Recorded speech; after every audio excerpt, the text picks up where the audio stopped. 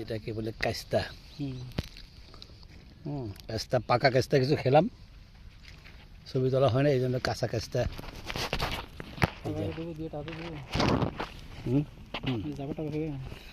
ঝাপাটাপা, এটা হলো ঝাপাটাপা।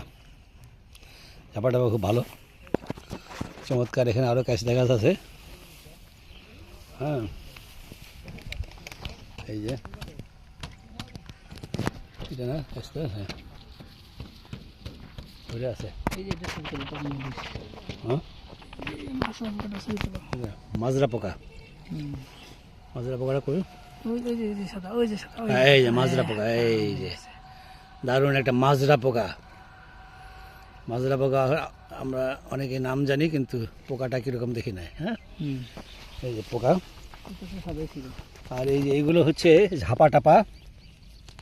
ঝাপাটাপার নাম হবে গুজবেরি, এটা আমি জানতাম না, সেদিন টেলিভিশনে দেখলাম ঝাপাটাপা। এই যে দামি জিনিস, ঝাপাটাপা ফল, এটা গুজবেরি, এটা গুজবেরি, বুঝছো? এটা খুব অনেক দাম। 5,000 টাকা কেজি।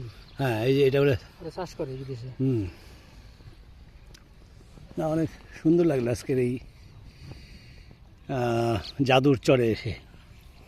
জাদুর চরের এই জাদুর খেতে এই যে সব প্রচুর পরিমাণে গাজর পড়ে আছে, নষ্ট হয়েছে অনেক দেরিতে হারভেস্টিং করার জন্য।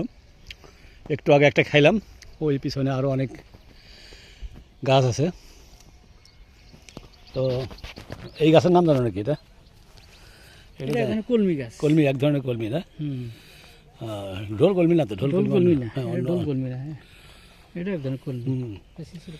ওগুলো ইয়ে নাকি, গাজর নাকি? গাজর, হ্যাঁ ওইটা গাজর।